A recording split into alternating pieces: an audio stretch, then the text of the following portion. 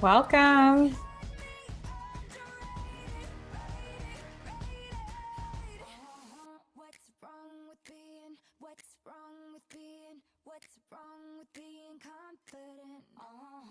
Welcome, folks. I encourage you to open up the chat, say hello, let us know where you're joining from, what questions you have.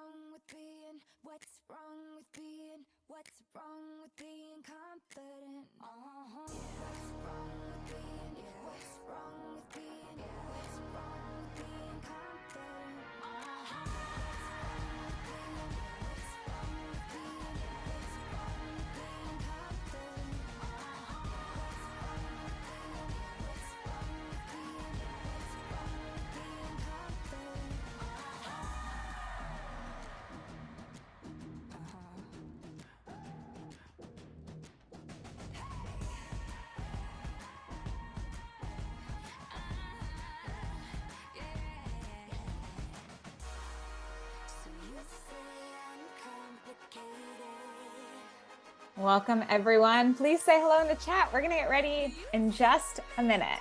Giving folks a couple minutes to join.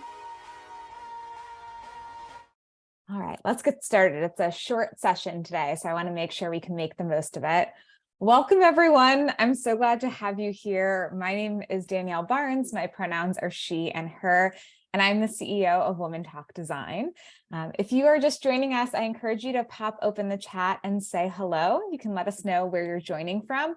And this is also a great place to put questions that you have about presenting with confidence.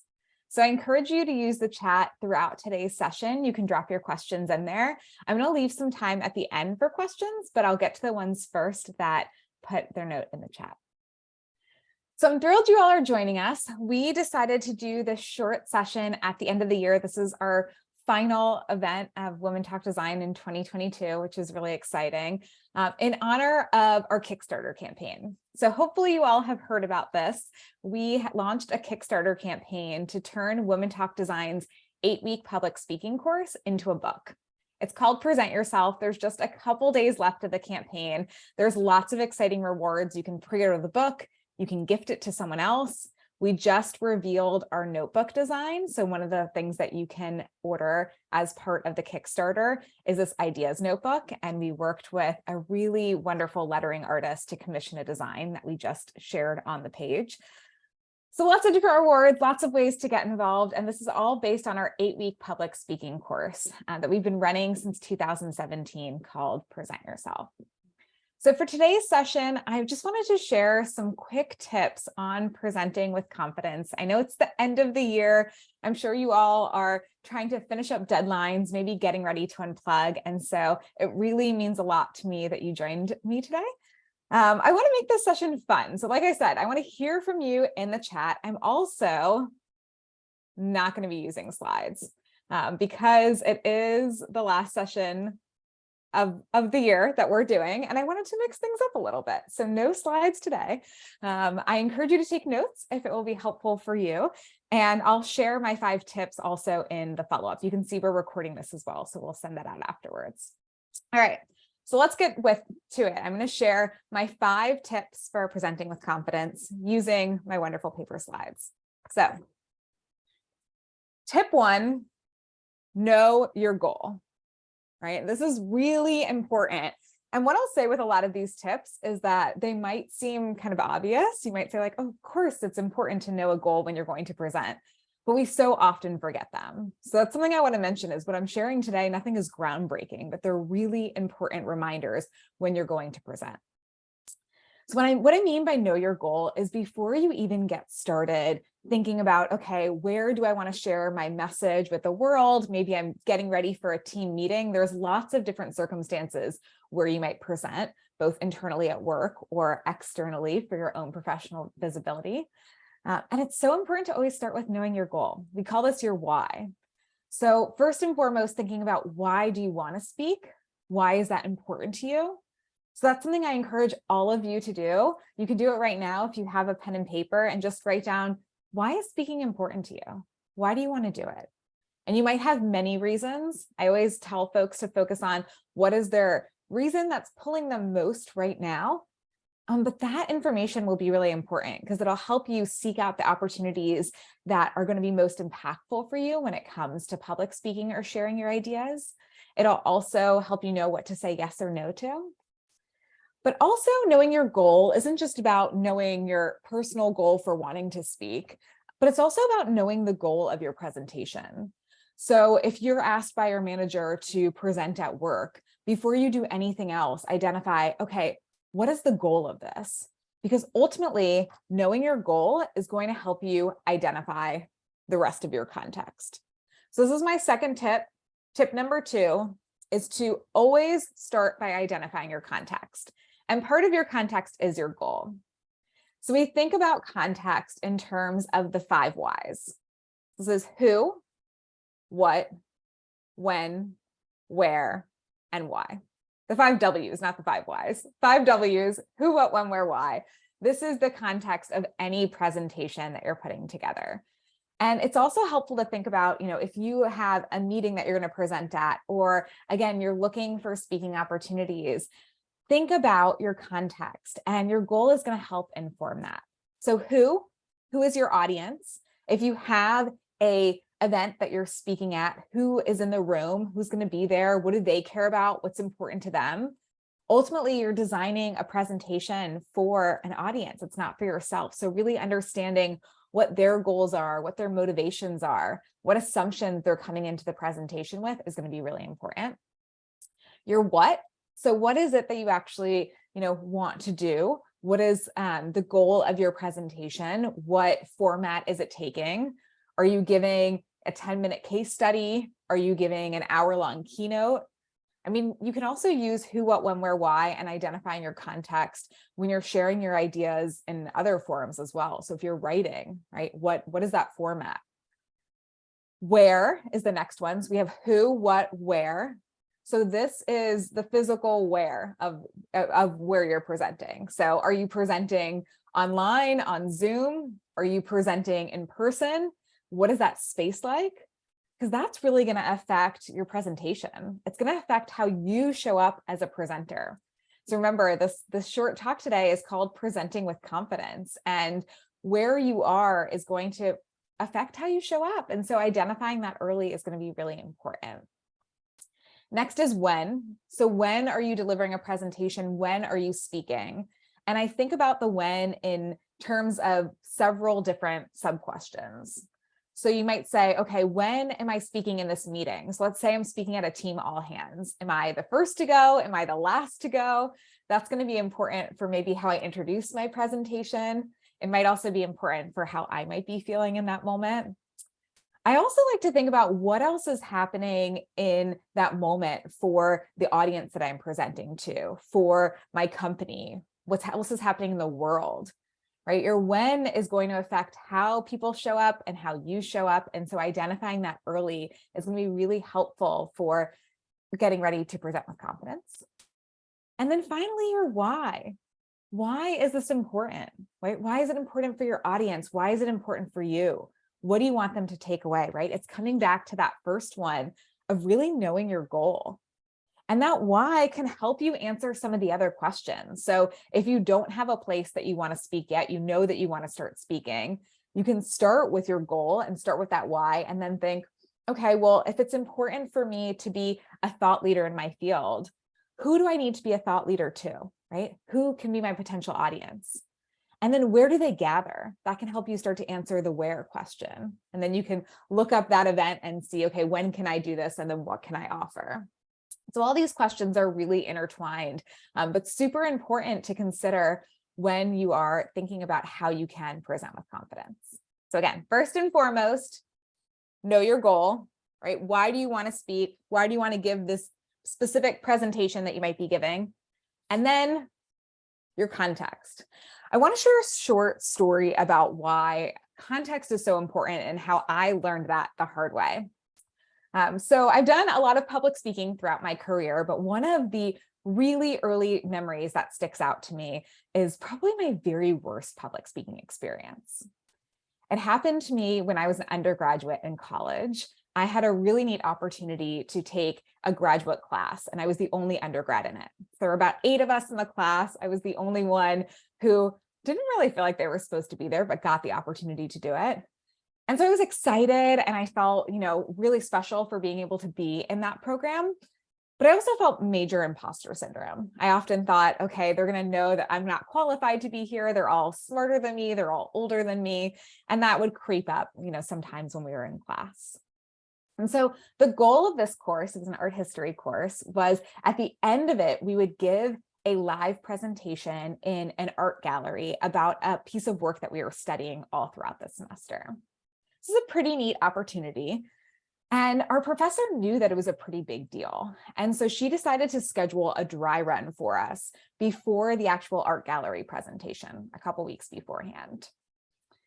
And I told you, I felt some imposter syndrome in the class, but in general, I felt pretty comfortable public speaking, which I know not everyone does. I'm one of those lucky people who felt like they could be in front of a room. I was a group exercise instructor. I was a camp counselor.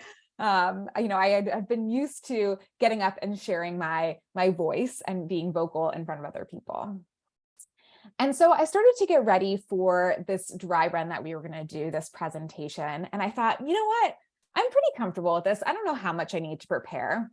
But our professor did tell us that art history presentations are normally papers that you read. And so she recommended that we write out the whole paper and then we practice reading it. And I thought, she gave us this recommendation, I'll try it. And so I wrote out the first page and then was like, you know what, this isn't going to work for me. This isn't my thing. I'm just going to jot down a couple notes. I'll wing it. It'll all be good. So it's the day of the dry run. And I walked into this small space, a small meeting room. It was not at all what I expected. It was dark. There was a long conference table. All of the art history professors in the department were sitting around it. So I wasn't just practicing with my coworker or my fellow students, but in front of the whole department lead. And I just remember, I'm curious if any of you felt this way, like getting myself really hot. I was sweaty. I was having a hard time breathing. And I was like, you know what? I feel a little nervous, but that's okay. I got this. It's going to be fine. So the first person starts presenting. They read their paper that they have. And I just remember thinking, oh gosh, I'm not ready for this. So then it's my turn. And I start to read the first page that I have. And I remember as I was getting towards the bottom of that page thinking, I really wish I scripted this whole thing out like they told me to. But I had no other choice in that moment. So I flipped to, starting to speak impromptu. I tried to look at some notes I had, but I realized I was really fumbling over my words. I tried to keep going and I just kept stammering and I realized I wasn't making any sense. And then I just started hysterically crying in front of all of the professors, in front of my students who were also more senior than me. And it was a really terrible moment for me. But the good news was this was just a dry run. And what I was able to do is go back and say, you know what, this is a very different context than I'm used to. Although I've presented a lot, I've never presented in an environment like this. And I wasn't prepared. I didn't know exactly who was going to be in the room. I didn't know what type of room I was presenting in. And I hadn't actually done a dry run and gone through the whole presentation. So I went back and took that experience, drafted out my whole presentation. And I will tell you that I don't have really strong memories of the art gallery presentation, but I think that's a good thing because it means that it wasn't as scarring of an experience as the dry one was. But I'm telling you all this because, again, context is so important. While I was comfortable presenting in some context, this was a very different context that I was presenting in. And I needed to prepare differently. And I needed to identify my who, what, when, where, and why, and act accordingly. I also wanted to share this bonus tip, is that one of the things that I take away from this is how important it is to learn from every experience. Things will go wrong when you present. I truly believe that Murphy's Law, the idea that what can go wrong will go wrong, happens when it comes to presenting. We might have technical malfunctions, we might forget what we're going to say, we might have a moment where we just feel like we're not on our A game, but there will always be another presentation. And it's important to be able to learn from that presentation and use that to empower you in your next one. Because I will tell you, I never knew that I would go on to teach public speaking after that awful day, but I did. And you can take that with you. All right, so let's move on to our third tip. Tell a story.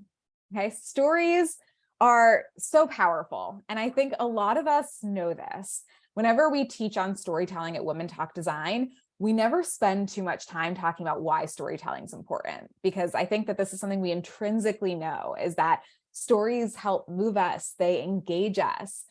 There's great news, there's science behind it too, that actually stories light up certain parts of our brain and are tied to memory and are tied to helping our endorphins be released.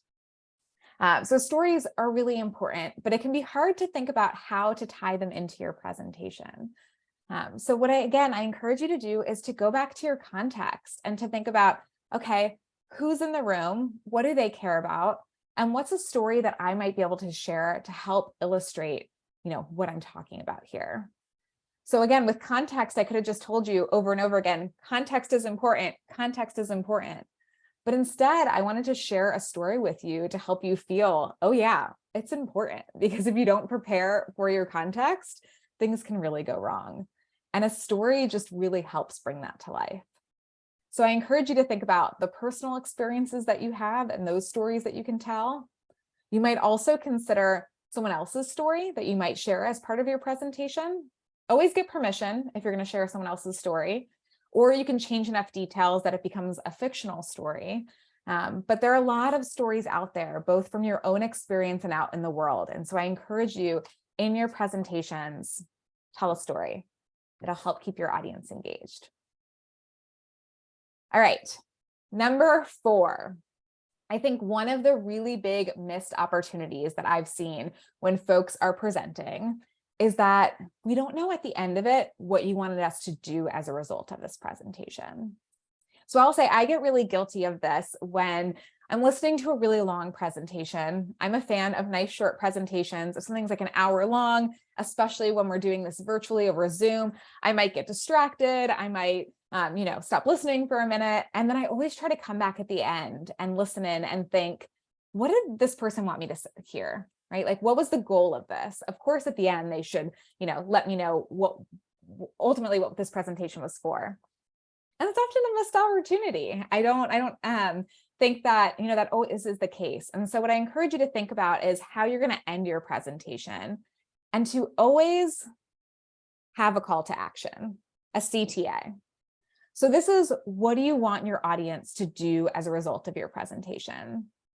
Are you about to lead your team in a brainstorm so that you can find a solution to a problem that you brought up? Do you want people to, go and hire you, right? Is this a presentation that you're giving as part of an interview? And you might say, I'd be great to join your team. Bring me on to add value. My call to action here, back our Kickstarter. If you haven't already, I encourage you to go to this link. I'll send it out afterwards. And if you want more public speaking tips, Present Yourself, the book is going to give you all of that and more. It'll share stories and advice from a dozen other contributors from around the world, women and non-binary folks in our community. And so that's my call to action today, back our Kickstarter. But again, always have a call to action. And then finally, my 5th piece of advice, this one's really important, especially when it comes to how you can present with confidence. Know yourself, right? I'm a big believer that there's no one right way to present. We're not, Women Talk Design is not the philosophy of you need to look like a presenter and have executive presence. And that means, talking a certain way or moving your hands in a certain way or acting a certain way. We truly believe that we need to hear everyone's unique voices. And so it's so important to be able to know yourself so that you can show up as your best presenting self and deliver with confidence. And so what does this mean? This means understanding what are the circumstances in which you get nervous and what might happen to you so that you can prepare for those presentations when your nerves kick in. So I'll tell you, for me, I am someone who's very high energy, as you can tell. And when I get nervous, my energy just spikes. And so I get really fidgety. I've found from watching myself in videos that I'll start to play with my hair. It's why I always tie my hair back now for presentations. I also know that when I get nervous, sometimes I forget to breathe. And so adding in some deep breathing both before and during my presentation is really important. So again, I can't emphasize this enough, to know yourself. I don't think there's any universal way to present with confidence. I ultimately think it's about being able to know yourself and what you need to do in order to be able to show up and be present and ultimately be you while you present. All right, so I'm going to go over my tips again, and then I have a couple bonuses, and then I want to hear from you what questions that you might have. So again, first and foremost, know your goal. Second, identify your context. Third, tell a story. 4, have a call to action. And 5, know yourself. Okay, I mentioned I wanted to add in a bonus here too, because anytime someone asks me for my number one piece of public speaking advice, this is what I'll share. Pause and breathe.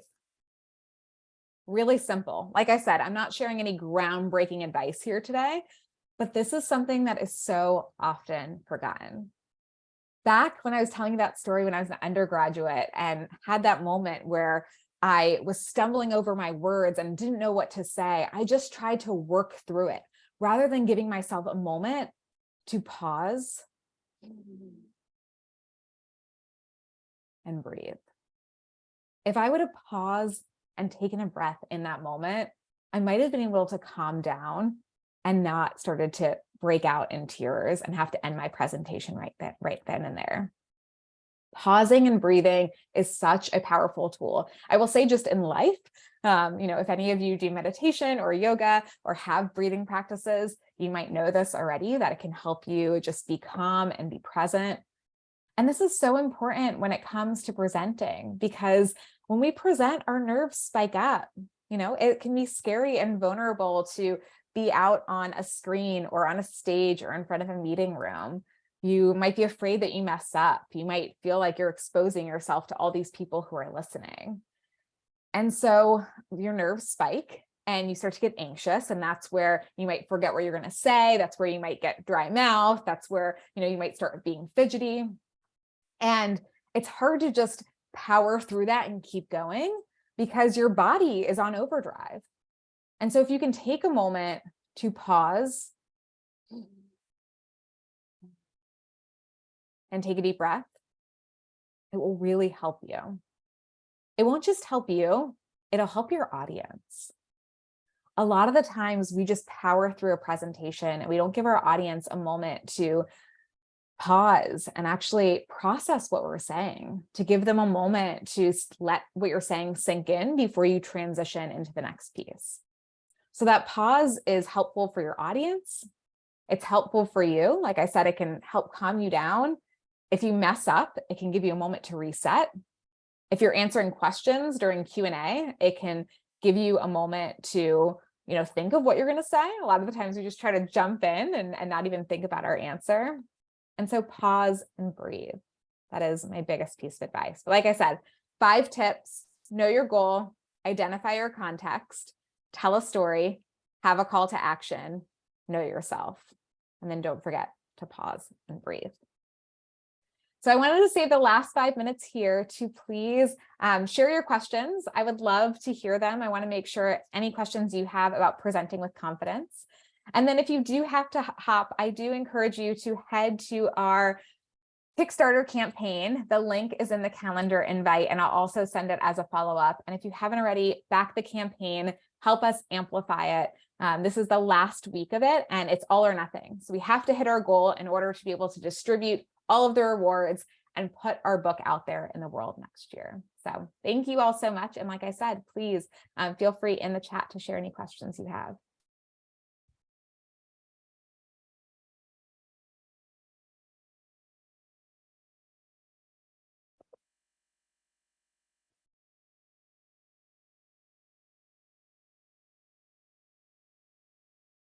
No questions about presenting with confidence. Let's cover it all.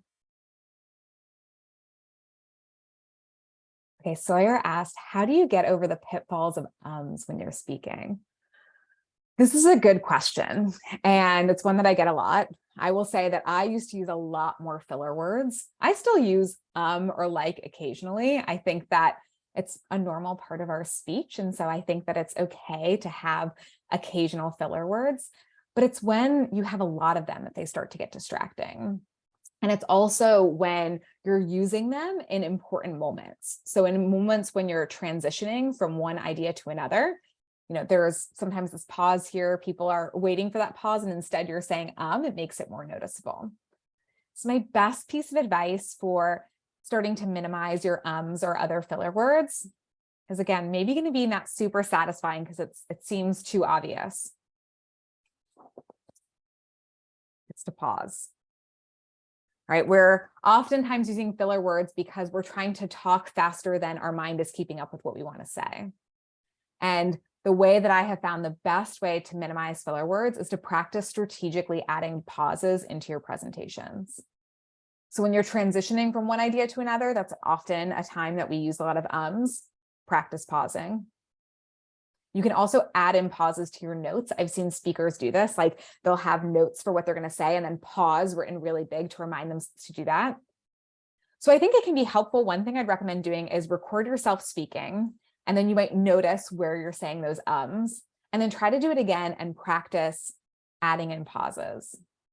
And then Roxy mentioned a great point. Speaking more slowly can also reduce those ums.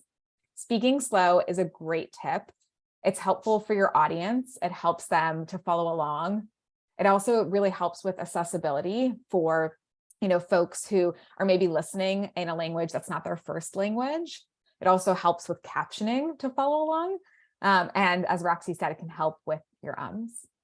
So yeah, if anyone else has tips to share, please share them in the chat as well. Liz asks, how do you prevent or work through when others who try to interrupt your presentation with a question? Good question. A couple recommendations I have here. First and foremost, I think it can be really helpful to set the context for when you're going to be answering questions at the beginning of your presentation. So if you let folks know, I'm going to be answering questions throughout, or please hold your questions, I'm going to answer them at the end, doesn't guarantee that folks are going to listen, but it at least helps them know, if I have a question, I know what to do with it. Put it in the chat, use the raise hand feature. You're giving them some type of instruction of how to ask that question. And then if someone does interrupt, I think what you can say is, Liz, I'm going to pause you there. I cannot wait to hear your question. I want to make sure that we take all questions at the end, so everyone has a chance to hear the information first. So we'll come back to it and you'll be first. And those types of things can be hard to say if you're, saying like, not yet, hold that thought. But it's helpful to practice. And I think that's another big tip that I would share, is that it's really helpful to practice your presentations and have folks practice interrupting you so that you can practice responding and feel equipped to that if that comes up. All right, last question because of time. Roxanne asked, any tips on maintaining good eye contact during virtual presentations? It's hard, it's awkward, right? Eye contact is so important. It helps our audience feel engaged with us. It helps them feel like we're talking to them, but you're not actually looking at anyone, because when you're presenting virtually, you're looking at a camera. And so one thing that I think can be helpful, and I've done this, I've had other speakers do this, is to put a reminder, like a little sticky note right by your camera that might say, look here. Or something I've done before is add a picture of someone that I love because that also makes me feel like I'm talking to them. And if everyone's camera's off, that can be helpful. And again, can help remind me to look there. You can also move any of your notes or anything that you find yourself normally looking at to right under that camera. So if you're looking at, people's videos, if you can rearrange their videos so that they're on the top, or if you can move your notes to have that right underneath. But yeah, you just want to make sure that you're coming back to that camera, and anything that you can do to draw your attention there will help. All right, we are at time. So I want to thank you all again so much for attending today's session. I would hope that you were able to take some time off through the rest of the year to relax, to unwind, to reset. I hope that you will come back in the new year and spend more time with us at Women Talk Design. We have lots of great events and workshops happening. And if you haven't already, please head to our Kickstarter campaign and help back the campaign, share it with others, and so that we can get Present Yourself, the book, out in the world. And yes, I will type in right in here. There's the link. I will send it in the follow-up as well. Thanks, everyone.